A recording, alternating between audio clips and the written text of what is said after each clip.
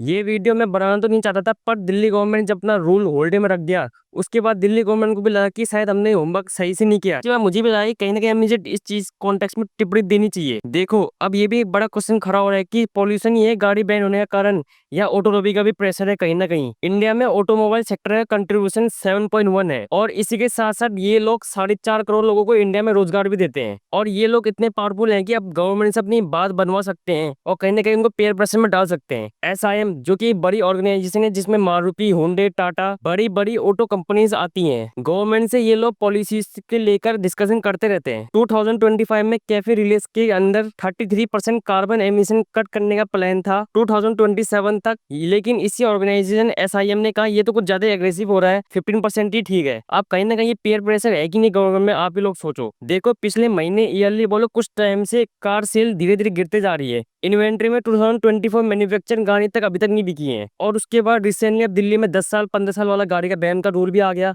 India में car एक transport utility कम एक लग्जरी ज्यादा मानी जाती है, और मिडिल क्लास में तो फैमिली जैसी देखी जाती है गाड़ियों को। अगर हम इंडिया में पर 1000 बंदों के हिसाब से कार ओनरशिप की बात करें तो इंडिया में सिर्फ 8 है। चाइना में बात करें तो 83, और अमेरिका में बात करें तो 834 आउट ऑफ 1000। तो अब इन रेशियो से पता लगा सकते हैं कि इंडिया में कार एक लग्जरी क्यों मानी जाती है। इसीलिए buying a car in middle class in India is an investment and luxury, not a day to day utility vehicle. और इसी के पहले लोग 5 साल की EMI भी करवाते हैं गाड़ी में, और सरकार क्या बोलती है 5-10 साल बाद गाड़ी बैन हो जाएगी। तो ये कहाँ का इंसाफ है? मतलब भाई, एक चीज समझ में नहीं आ रही, 41 साल पुराना फाइटर जेट बैन नहीं हो रहा, दिल्ली ट्रांसपोर्ट के जो बसेस है जो अच्छा खासा पोल्यूशन बढ़ा रहे हैं वो बैन नहीं हो रहे, प्लेन्स को यहाँ फिटनेस सर्टिफिकेट मिल रहा है। तो कार से क्या दिक्कत है? एक अच्छी खासी बारिश हो जाती है तो रोड्स ब्लॉक हो जाते हैं। चलो मान लिया कार्स पॉल्यूशन कर रही है, तो कार्स को बैन करके कितना पॉल्यूशन कम हो जाएगा? ये भी एक बड़ा डिबेट का क्वेश्चन है। तो इसका अल्टरनेटिव क्या है? ईवीज। उसका इंफ्रास्ट्रक्चर आप जानते ही हो इंडिया में कैसा हाल चल रहा है अभी। अगर गवर्नमेंट गाड़ी बैन कर ही रही है, उस गाड़ी की एज को देखिए तो उसका अल्टरनेटिव भी तो निकालना चाहिए। जैसे कि गवर्नमेंट कोई गाड़ी बैन कर रही है, उसका अच्छा खासा रीसेल वैल्यू लगाओ मार्केट में, नहीं तो ईवीज और हाइब्रिड में सब्सिडी देने लग जाओ। ऐसे होता सिर्फ मिडिल क्लास का पेट मर रहा है और कुछ नहीं हो रहा है। अब ऐसे काम नहीं चलता। सोचे कि पॉल्यूशन भी कम हो जाए और मेहनत भी नहीं करनी पड़े और जेब में रुपया भी खर्च ना हो। सरकार तो ऐसी सोच रही है। USA की कैलिफोर्निया में देख लो, जहाँ पॉल्यूशन को काफी सीरियसली लिया जाता है, इन्वायरमेंट कंसर्न वहाँ बहुत ज्यादा है।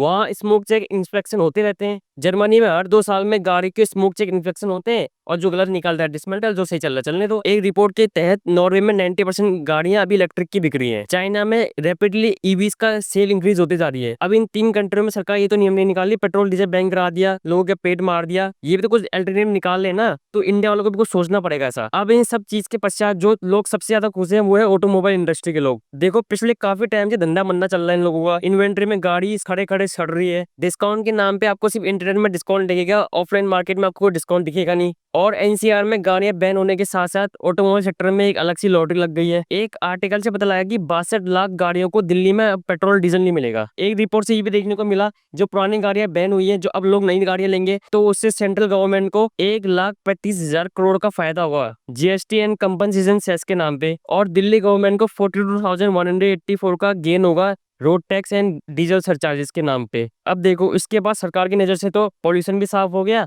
और रेवेन्यू जनरेट कर लिया उन लोगों ने। तो मारा कौन गया है? आम आदमी। अब ये चीज आप लोगों को गवर्नमेंट से करनी होगी कि सिर्फ गाड़ियां पॉल्यूशन बना रही है और कोई पॉल्यूशन बना ही नहीं रही दिल्ली में। आपने इंडस्ट्रियल एमिशन रोकने के लिए क्या काम किया? स्टोन क्रशर में जो 22% PM 10-19% PM 2.5 कर रहे हैं, वहां तो कुछ नहीं हुआ बैन वगैरह। कंस्ट्रक्शन डस्ट के बारे में आज तक तो कुछ सवाल नहीं हुए। क्रॉप बर्निंग जो एक मेजर कंसर्न है दिल्ली का पॉल्यूशन का, अभी जैसे विंटर आएगा सब लोग आपस में लड़ने लग जाएंगे। यूपी, हरियाणा, पंजाब में जो क्रॉप बर्न होता है, जो पॉल्यूशन दिल्ली में आता है, उसका अभी तक इन्होंने कोई सॉल्यूशन नहीं किया। और लास्ट टाइम में क्या बोल देंगे?